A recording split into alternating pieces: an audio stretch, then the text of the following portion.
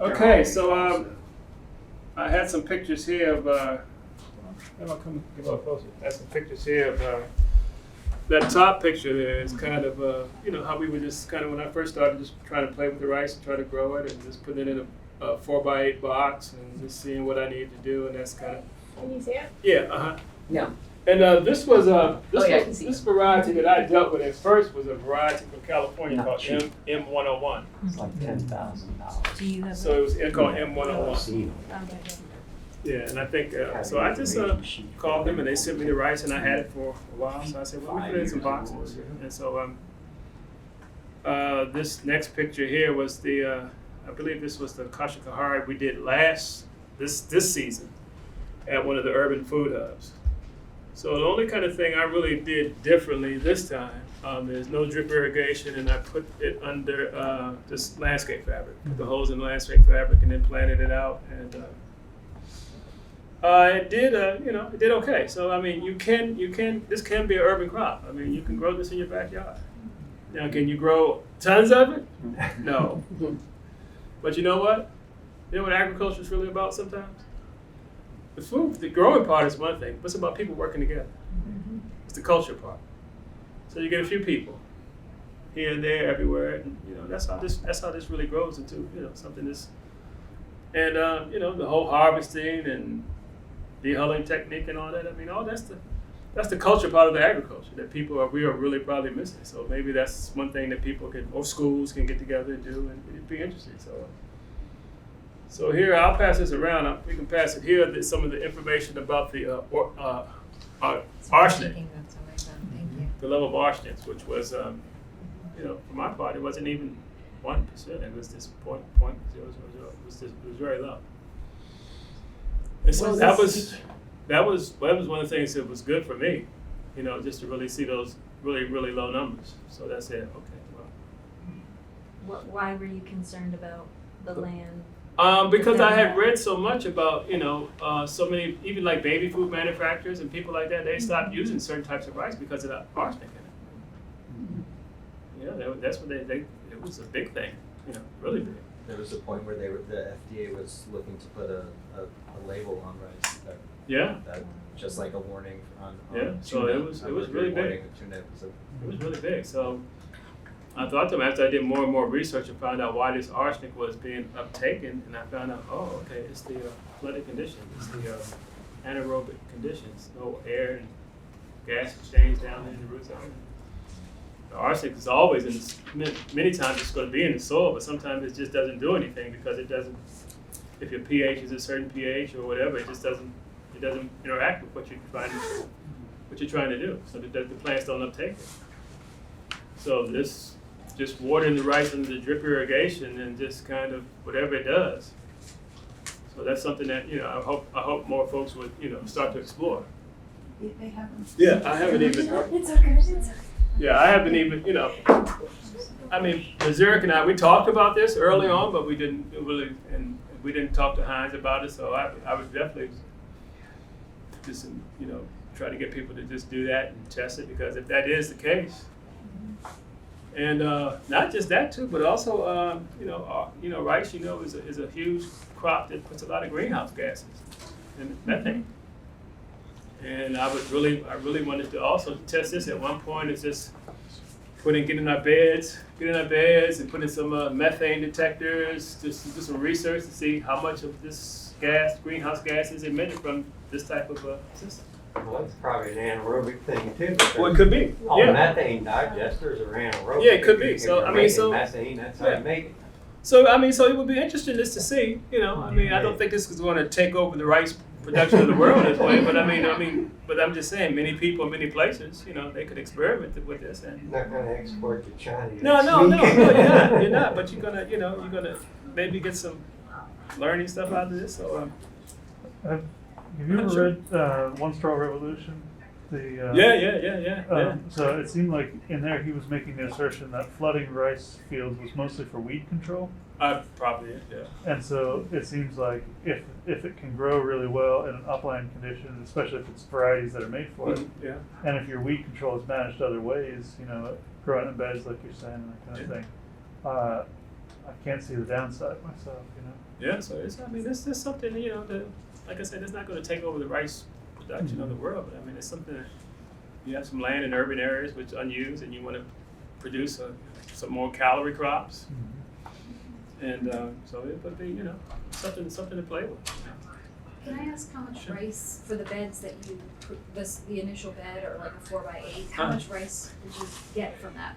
Like I said, I didn't really know. I mean, and this year, I didn't really get on in on the harvest with that. They harvested, but I don't even think they processed it yet. But I mean, it's not a lot. I mean, maybe, you know, I don't know. Maybe a pound. Should get some Or figures less. on that and see what your Well, that's- yield per acre well, is compared to commercial rice But that's production. what, okay, so that's what I'll definitely do next year. And so I would repeat this experiment again. I'll probably use the landscape fabric. I'll put the holes a little closer together. And yeah, that's something I would definitely, you know, be willing to explore. It's a pretty wide spread in yields. Duborskian, which is the one that I've worked with a lot, Uh-huh. maxes out at about 1,800 pounds per acre of paddy. But there's the Texas bluebell variety. People produce 6,200 pounds of paddy per acre, 6,500 pounds okay. of paddy per acre. So you're talking Yeah, so it really depends on the on the genetics. varieties. Yeah. Genetics, okay.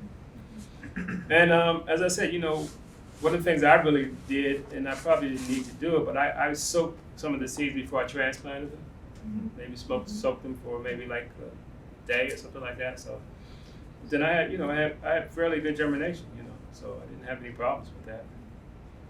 And of course, we prepared the soil early, and so I guess you can do some direct seeding, but I have never, you know, really done that. We've always just done the transplant and things like that. So. So the weeding, watering and weeding, I guess if you were doing this, I mean, I used the plastic landscape wrap, but I guess you don't have to use that. You could almost use straw or anything else. If you just had a bed, 4x8 bed. I guess anything that's kind of naturally or something to just keep the weeds down. That's the name of the game with rice. I found that you got to keep the weeds at bay. So. And I said definitely drought stress rice, so definitely don't stress it out as far as giving it water. So rice doesn't really like drought stress, and so it will produce kernels that are prone to cracking. I think when you go into the processing, if the plant has been drought stressed, I think that's some of the case. Only thing, diseases. This is this blight. So this is this year's rice over at that where. So that was a sheath blight or something like that. So that was interesting to see.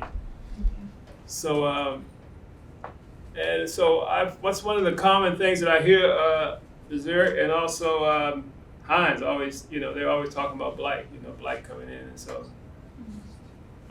so it was just interesting. There are some sprays you can use. I've seen, you know, those guys, sometimes they use different sprays to kind of slow the blight down and stuff like that. So, but I started thinking, you know, one of the things I just started thinking, I said, well, you know, where's this blight really coming from? Is it seed borne? Is it something that's really around? So I found out what type of, you know, blight that was. And so I said, well, let me just do some Google searches and see what other plants of the grass family that kind of sheath blight really kind of affects. And so what it was, I found out two grasses. It was one called barnyard grass, and it was something called signal grass. Signal grass. So that was two particular varieties of grasses that, you know, it was called broadleaf signal grass and barnyard grass. And the fungal disease was sheath blight, and is Rickettsia solani. It's two types of fungal diseases. So, I mean, that's something, I guess, if you have blight problems. You guys have blight problems growing your rice? We don't have any fusarium blight or Oh, okay, good. or rust. Our biggest problem has always been this rice stink bugs. Oh, really? Yeah. And we had I saw those probably about a year ago, but I don't know. I didn't, like I said, since we didn't grow it this year, I didn't talk to Zurich and see if he had it down there. But he did. I was down there enough during the whole process, but I didn't. He didn't say anything about stink bugs at all. So the brown marmorated stink bug a little bit. There's the green rice stink bug, which is native to the southeast. Okay. Was our biggest pest Okay. for sure. So yeah, but like I said, I have to talk to him because I didn't. He didn't say anything about those type of pests this year. Maybe he didn't have them, which was good. They grow healthy plants too. Yeah.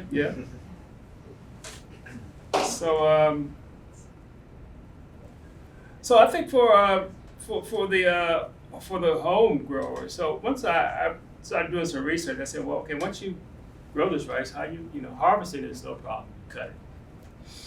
Then maybe how do you get the seed heads off of the plant? Maybe hit them against a barrel and they fall out or something. So there's some things like that. But what I did find out in my research, at the time I was really looking at this M101 variety in California, they were doing some hand kind of dehulling. They had a hand, so it was a hand Corona grain grinder. It was a grain grinder. But what they said they did, they replaced the heads in the grinder with rubber. Yeah, so they use that. So there are some ways that you can probably, creative way that you can get this, done. And then there's some solar dehullers. I've seen some solar dehullers. So, I mean, there's a lot of things you can do, but, I just say tiller for me. I mean, one of the most important things for me as far as, I've been farming probably about 30 years or more, and just, imagination. If you ain't got imagination, you ain't gonna go far. That's one of the best tools that a farmer can have in the toolbox. You gotta have some imagination, but you gotta have some knowledge too. So if you got knowledge and experience and you got some imagination,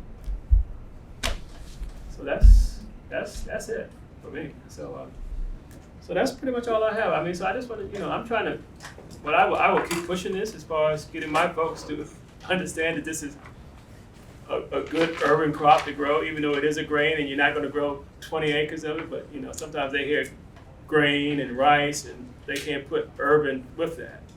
So I have to really kind of show them. So I guess doing a plot, showing them and getting the weight and the yield and all that, probably next, and doing this, keep doing that. And one thing I do like about